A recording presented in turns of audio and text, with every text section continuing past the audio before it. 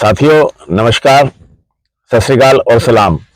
जैसे कि हमारी स्टोरी चल रही थी सलूकापुर के मैन ईटर टाइगर की, जिसने कि दुधवा नेशनल पार्क के अंदर 14 पर्सन को मारकर खा लिया था और बाद में उसको किस प्रकार से मैन ईटर टाइगर डिक्लेयर करके मारा गया, ये मैं पूरा आपको इस स्टोरी में बताऊंगा। और ये इस स्टोरी का दूसरा पार्ट है। पहला पार्ट मैं पिछले वीक अपलोड करा था और स्टोरी को पूरा समझने के लिए आपको वो पहला पार्ट देखना चाहिए।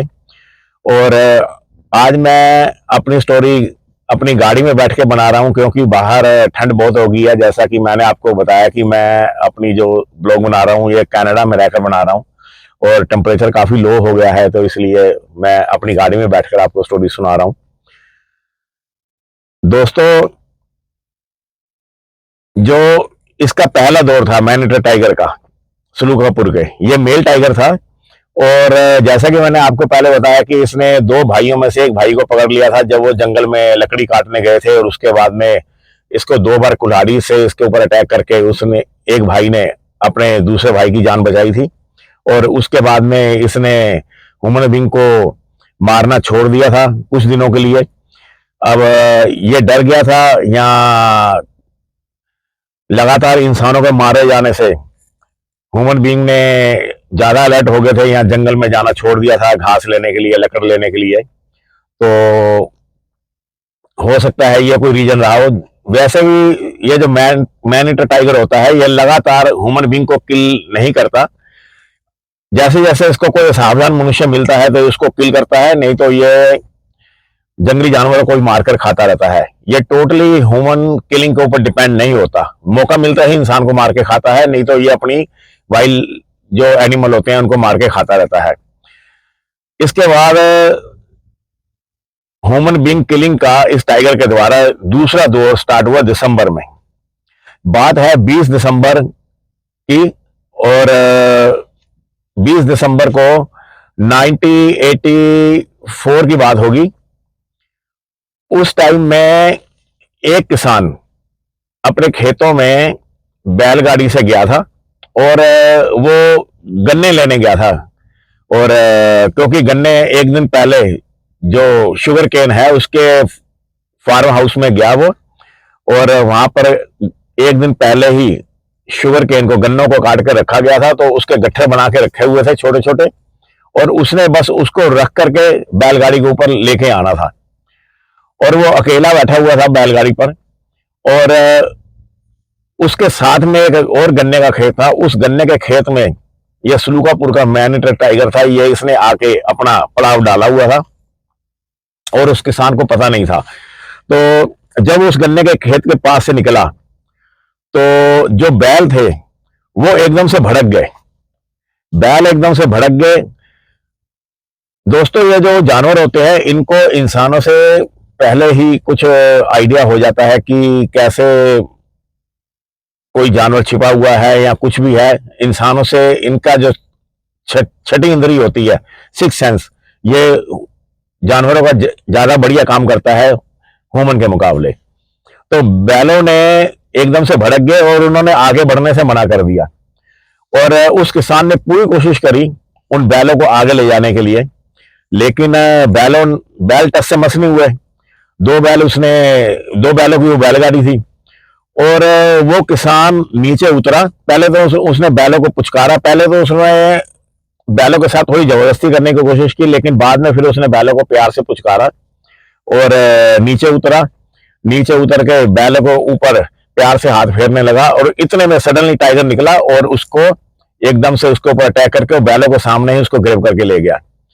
और जो बैल थे वो एक तरफ को भागे और साथ में वो बैलगाड़ी को भी साथ ही लेकर चले गए, और बिना गाड़ी वाहन के, यानी बिना चालक के, वो बैल आधा किलोमीटर तक गए।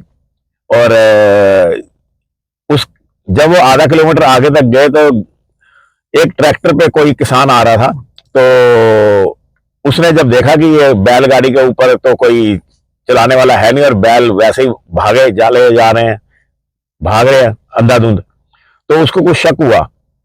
तो वो जब ट्रैक्टर से थोड़ा उसी रास्ते पर आगे गया तो उसने वहां पे घिस्टन के निशान देखे और ब्लड ब्लड भी देखा, तो उसको आइडिया हो गया कि ये जो बैलगाड़ी के ऊपर जो ह्यूमन था उसको टाइगर या लेपर्ड कोई घसीट के ले गया है। और इस प्रकार उसने गांव में जाकर के फिर बताया कि ऐसे ऐसे किलिंग हुई है। तो गांव वाले इकट्ठे होके आए, तो उसकी हाफ इटन बॉडी को रिकवर किया गया उस गन्ने के खेत के बीच में से। और इसके बाद 24 दिसंबर को, उसके 4 दिन बाद ही 24 दिसंबर को इटिया इटिया या इटवा कोई ऐसे कोई विलेज है वहां पर। तो उस विलेज का एक ग्रामीण साइकिल पर अपनी वाइफ के साथ कहीं जा रहा था मार्केट में। तो दोस्तों, जब वो जा रहा था तो गन्ने के खेतों के पास से सडनली टाइगर आया और उसने एक जंप ली और साइकिल नीचे गिर गई और उसके पीछे उसकी वाइफ बैठी हुई थी और उसको ग्रैब किया उसने और ले गया। और वो जो साइकिल चला रहा था उसका हस्बैंड, वो साइकिल के नीचे ही दब गया और दब के और उसको चोट लगी सिर में या जो भी हुआ, वो वहीं पे बेहोश होकर गिर गया। और टाइगर ने उस महिला को पकड़ा और उसको ग्रैब करके गन्ने के खेत में ले गया। और 10 मिनट के बाद में वहां से कोई और पार्टी जा रही थी किसान की। तो 2-3 किसान थे, वो जा रहे थे काम करने के लिए, मजदूर थे किसान थे जो भी थे। उन्होंने जब देखा कि साइकिल पे एक बंदा गिरा हुआ है, बेहोश है, और उन्होंने उसको उठाया और उठा करके उसको होश में लाने की कोशिश की। 5 मिनट के बाद जब वो होश में आया तो उसने सारी घटना बताई। और जब उस सारी घटना को बताई तो वे सब वहां से भाग करके गांव में आए। गांव से और बंदों को इकट्ठा किया गया और इकट्ठा किया गया उस गन्ने के खेत में। जब उसको सर्च किया गया तो काफी कोशिश करने के बाद में आधी खाई बॉडी उस महिला की बरामद की गई। और इस प्रकार ये लगातार ह्यूमन किलिंग करता चला गया गन्ने के खेतों में आके, और इसने जंगल छोड़ दिया था, गन्ने के खेतों में आ गया। और गन्ने के खेतों में कोई भी सावधान या मनुष्य मिलता था, घात लगा के बैठ जाता था और पकड़ लेता था। तो साथियों, उसके बाद में जब गांव वाले थोड़े अलर्ट हो गए और उन्होंने फॉरेस्ट डिपार्टमेंट को इस बारे में बताया, हर रिपोर्ट को वो फॉरेस्ट डिपार्टमेंट को बताते थे कि ऐसे ऐसे ह्यूमन बीइंग की किलिंग हुई है। तो वहां पे अलर्ट हो गया फॉरेस्ट डिपार्टमेंट, उन्होंने गश्त बढ़ा दी और उसको खोज करके मारने की कोशिश तेज कर दी गन्ने के खेतों के आसपास। पहले वो उसको ढूंढ रहे थे बॉर्डर पे जहां पर जंगल था, और सलूकापुर में भी वो गश्त पे जाते थे, ढूंढते थे। लेकिन इस बार उन्होंने गन्ने के खेतों में जब उसको ढूंढना शुरू किया तो वो चालाक टाइगर गन्ने के खेतों को छोड़ करके दोबारा से सलूकापुर के जंगलों में जाके छिप गया। और इस प्रकार जब ये कभी सलूकापुर चला जाता था और कभी गन्ने के खेतों में आ जाता था, कभी वहां किलिंग करता था, कभी जंगल में कोई चरवाहे जाते थे या लकड़हारे जाते थे, कोई सावधान मनुष्य मिलता था तो उसको पकड़ लेता था। और जब कोई मनुष्य नहीं मिलता था तो जंगली जानवरों को ये खाता रहता था।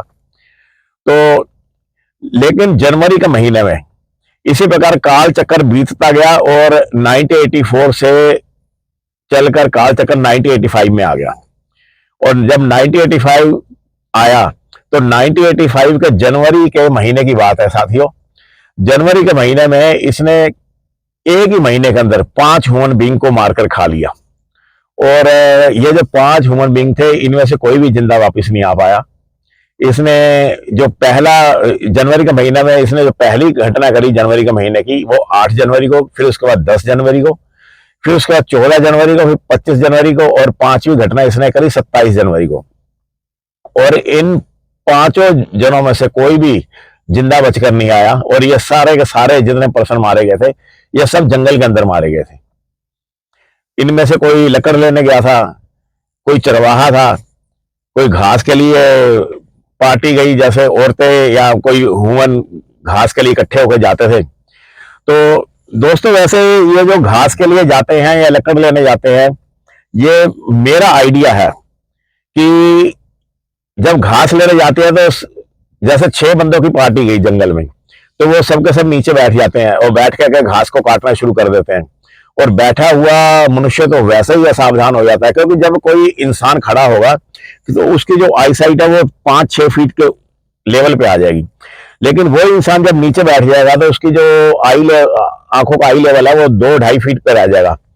तो मेरा आइडिया से कि होना ऐसे चाहिए कि मेरा एक सजेशन, मतलब मैं सोचता हूँ इस बात को कि 5 बंदे जाए या 6 बंदे जाते हैं घास के लिए, तो उसमें से एक बंदा जो है वो खड़ा होके निगरानी करता रहे, और उसके हिस्से की जो घास है वो दूसरे जो 4-5 जने हैं वो काटे, और वो जो बंदा खड़ा होकर निगरानी करता रहे, उससे क्या होगा कि जो घात लगा के टाइगर या लेपर्ड कोई अटैक करता है तो वो नहीं कर पाएगा। और ठीक यही चीज जब लक्कड़ के लिए जाते हैं तब भी ऐसा ही होना चाहिए। लेकिन जो भी है वो 5% जनवरी के महीने में मारे गए। और उसके बाद मजगई रेंज के जो फील्ड स्टाफ के जो मेन ऑफिसर थे, सुरेश दत्त सिंह, जो कि मजगई रेंज के ही ऑफिसर थे, उसके बाद उनको भी कुछ फॉरेस्ट गार्ड ने कंप्लेन करी कि जैसे फॉरेस्ट गार्ड का जो काम होता है कि वो जंगल में गश्त करते हैं। गश्त वो इसलिए करते हैं जंगलों में कि जैसे कोई शिकारी होते हैं, जो अवैध शिकारी होते हैं, तस्कर होते हैं शिकार के, वो जानवरों का शिकार करते हैं, या फिर जंगल में आग लगती है तो उसका ध्यान रखा जाता है। यहाँ जो एक ट्रैक होता है, जिस ट्रैक के ऊपर जीप चलती है, जिसको हम फायर लाइन भी बोलते हैं, उस फायर लाइन को वो मेंटेन रखते हैं कि कोई पेड़ उसमें गिर ना गया हो, या कोई घास वगैरह जो भी, उसकी सफाई करते रहते हैं। और वैसे भी वो गश्त करते रहते हैं कि कोई जानवर मर गया है, या किसी शिकारी के द्वारा जब मार दिया गया है जानवर, तो पता लग जाता है कि ये नेचुरल डेथ हुई है या फिर शिकारी ने मारा है। या कई बार क्या होता है कि ये जो अवैध शिकारी होते हैं, ये जंगल में जाल लगा देते हैं, फंदे लगा देते हैं, उन फंदों में जानवर फंस जाते हैं, तो उन फंदों को ढूंढ करके ये उसको भी न्यूट्रलाइज करते हैं। तो ये जो फॉरेस्ट गार्ड की टीम जंगलों में पैदल ही घूमती है दोस्तों, और इनके हाथ में सेफ्टी के लिए सिर्फ डंडा होता है, और ये अपना बचाव करते हैं दोस्तों सिर्फ अलर्ट होकर के, सावधान रहते हैं। जंगल में देखो हिरन होते हैं, वो बचते हैं शेरों से असावधानी बरत के। जो हिरन असावधान होता है, या बूढ़ा हो जाता है या घायल हो जाता है, वही तो शेर के द्वारा मारा जाता है। वही हिरन तो लेपर्ड के द्वारा शिकार होता है। लेकिन जो हिरन सावधान रहेगा, इससे पहले कि टाइगर या लेपर्ड उसको पकड़ने की कोशिश करे, वो उसको भांप लेता है और वो भाग जाता है। तो इसी प्रकार जो फॉरेस्ट गार्ड होते हैं सावधान हो रहते हैं हमेशा। तो कुछ फॉरेस्ट गार्डों ने कंप्लेन करी सुरेश दत्त सिंह को, जो कि रेंज ऑफिसर थे मझगई रेंज के। उनको कंप्लेन करी कि आजकल हमें एक टाइगर सड़क पे बैठा दिख जाता है, और बैठा रहता है, वो ढीठ है, पूरा हिलता ही नहीं वहां पे, 1-1 घंटा बैठा रहता है, और हम फिर रास्ता बदल के वापस आ जाते हैं। और उसको देख करके ऐसा लगता है कि जैसे वो अटैक ही ना कर दे हमारे पर। क्योंकि दोस्तों जब टाइगर अटैक करने की पोजीशन में होता है तो वो पूंछ का जो अपना लास्ट वाला सिरा होता है उसको ऐसे मूव करता है थोड़ा सा, और जो कान होते हैं वो थोड़े से पीछे को कर लेता है, तो उसकी एक्टिविटी से पता लग जाता है कि ये अटैकिंग पोजीशन में आ रहा है। और वो जो फॉरेस्ट गार्ड थे उन्होंने उनको सुरेश दत्त सिंह को बताया कि हमें तो अक्सर टाइगर मिलते रहते थे पहले भी जंगल में, लेकिन ये जो टाइगर है इसका बिहेवियर ही डिफरेंट हो गया है, ये बैठ जाता है, हटता ही नहीं है। अमूमन हमें जो टाइगर मिलते थे वो हमें देख करके रास्ता छोड़ देते थे, और उसके बाद हम भी निकल जाते थे। लेकिन इस टाइगर की एक्टिविटी बड़ी खूंखार सी लगती है, और ये देख के डरता नहीं है। तो जो सुरेश दत्त सिंह थे रेंज ऑफिसर, उन्होंने जितना भी स्टाफ था, फील्ड स्टाफ, उन सबको बोल दिया कि कोई भी सलूकापुर के एरिया में गश्त ना करे, और सलूकापुर के एरिया में अगर गश्त करी जाती है तो वो जीप के ऊपर करी जाए, या हाथी हैं, एलिफेंट पालतू, उनके ऊपर बैठ करके करी जाए, और कोई भी जो फील्ड स्टाफ है वहां पर पैदल ना जाए। और इस प्रकार उन्होंने ये ऑर्डर पास कर दिया। और साथ में उन्होंने जो वहां के निदेशक थे राम लखन सिंह, उनको भी अवगत कराया इस बात से कि ये ऑर्डर दे दिया गया है, और आप भी इस ऑर्डर के मतलब पास आउट कर दो इसको आगे, क्योंकि निदेशक तो वही था, ऑर्डर तो फाइनली उन्होंने करना था। तो इस प्रकार सलूकापुर का जो जंगल था, जहां पर कि उस टाइगर का रेजिडेंस था, वो मेन अड्डा था उसका, उस जंगल में जो फील्ड स्टाफ था उसने भी पैदल गश्त बंद कर दी। और इसी प्रकार एक बार बिली अर्जुन सिंह थे, वो जैसे कि मैंने आपको पहले बताया, जो तारा मैनीटर टाइगर की जो स्टोरी मैंने आपको पिछले इसमें डाली है, आप उसको देखना कि ये जो सलूकापुर का मैनीटर टाइगर, मेल टाइगर था, ये उस तारा का ही बच्चा था, मेल बच्चा। और वो तारा मैनीटर टाइगर थी, और वो 1980 के नवंबर के महीने में मारी गई थी राम लखन सिंह के द्वारा। और इसको टाइगर हेवन में ही पाला गया था, बिली अर्जुन के द्वारा ही।